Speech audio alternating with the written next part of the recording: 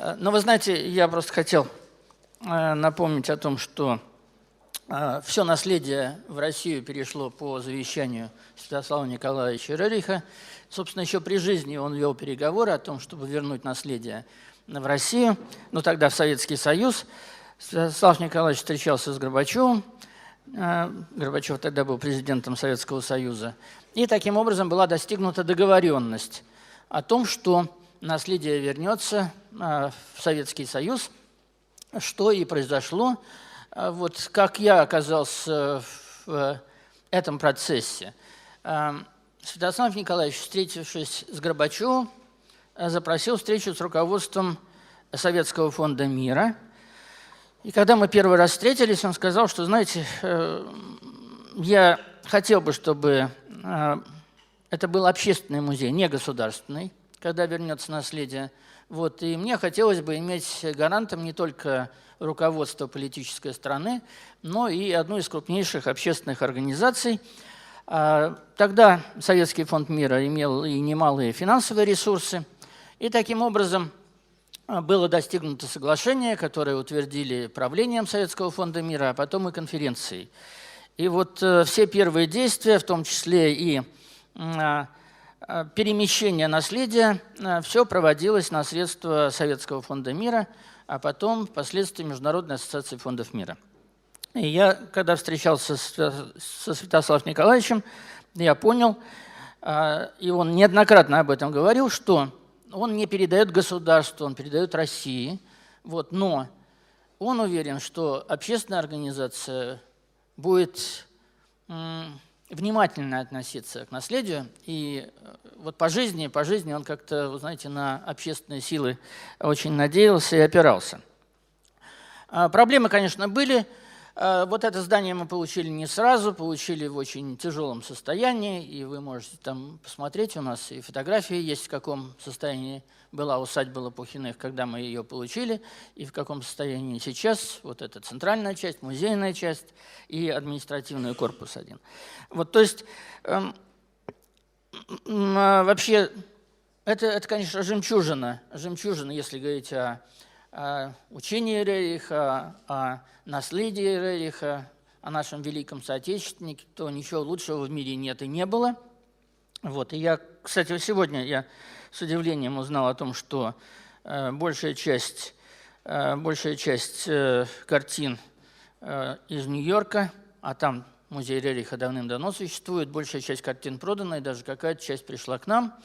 Но вот то, что произошло, конечно, в эти дни, вообще как-то… знаете, мне думается, что здесь правовые нарушения, они, безусловно, были. Вот, они связаны, наверное, еще не только с заказом, который существует, а и с тем, что органы правоохраны и правосудия России очень редко встречаются во-первых, в работе с музеями. Вот, во-вторых, они вели себя здесь так, как будто музей находится в уголовном расследовании, а не какая-то часть пришла. И я так понимаю, что ордер-прокурор должен был подписать по конкретным картинам, хотя, честно говоря, я не понимаю, как следствие может доказать, где ворованные деньги, на какие куплены картины и переданы организации, официально переданы, а где не ворованные. Вот как вы можете разделить? Можно доказать, где-то, да, булочник взял какой-то кредит, который не отдал. Но на этот ли кредит он купил картину? Может, у него личные средства другие были? То есть следствию доказать это будет практически невозможно. Я уже не говорю о том, что факт совершился, то есть это стало собственностью не булочника, который находится сейчас в уголовном процессе, а это собственность общественной организации. Вот я сейчас, пока сидел, я вспомнил, знаете, у нас был вопиющий совершенно случай еще в Советском Союзе в 1986 году. Тогда органы следствия обнаружили какие-то филателистические документы, которые были украдены из государственных архивов. Вот. И следствие не нашло ничего лучшего, как зашли в общество филателистов Советского Союза, взяли список самых известных коллекционеров Москвы, зашли к прокурору Киевского района, и прокурор по списку общества филателистов дал разрешение на обыск и изъятие у всех коллекционеров Москвы, филателистов. Вот, я это знаю от Розова, покойного, к сожалению, драматурга великого. Вот, я был в том списке, но я в тот момент играл матч с Каспаровым в Ленинграде, и, естественно, никто квартиру открыть не мог. Вот, поэтому я оказался вне этой операции. А так вот крупнейшие коллекционеры были, значит,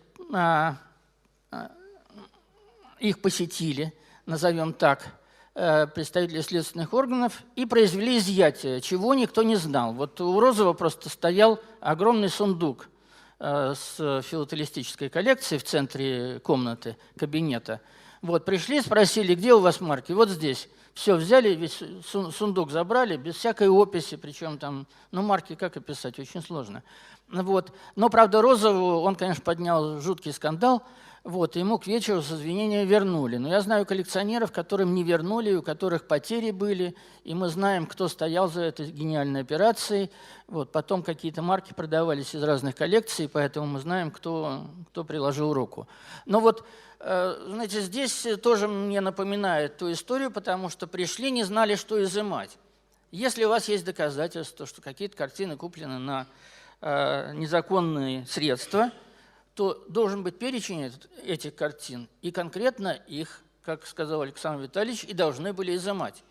Вот, изъяли то, что изъяли, вообще сегодня проконтролировать невозможно, потому что я считаю, что это, конечно, нарушение прав и музея, и общества Рерихов, что представителей не было, изъятия происходили вообще в изолированном варианте, то есть следствие, полиция, представителей музея нет, еще и неизвестно, что будет. Я не хочу обличать в недобрых намерениях, но вся процедура вообще вызывает большое удивление, что можно было вот так прийти, ворваться в музей, причем за 20 минут до начала работы. Ну, дождитесь сотрудников и вместе с сотрудниками и проводите эту операцию. Ну и вообще-то, честно говоря, я не знаю, есть подтверждение того или нет, но, по-моему, вот сейчас только мы посмотрели сообщение ТАСС о том, что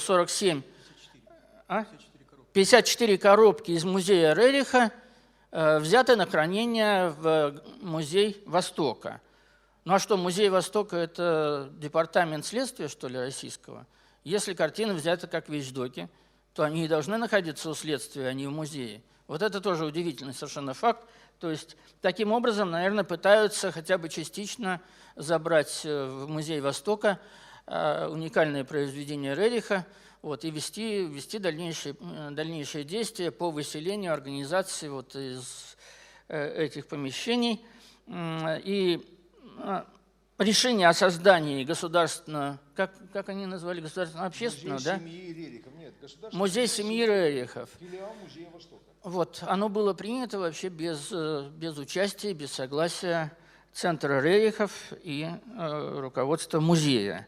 Я тоже, вот, знаете, в волнении нахожусь, потому что ставится под сомнение завещание Рериха, ставится под сомнение созданная самим Рерихом организация в России, а тогда правовые основы вот, нахождения всего этого уникального собрания, они прекращают свое действие. И у Рериха, к сожалению, вот по российской части наследников нет, наследники есть только по индийской линии. Вот. И семья Рериха в Индии может спокойненько запросить, затребовать, раз вы дезавуировали завещание Рериха, то будьте любезны, верните нам все, что находится в России.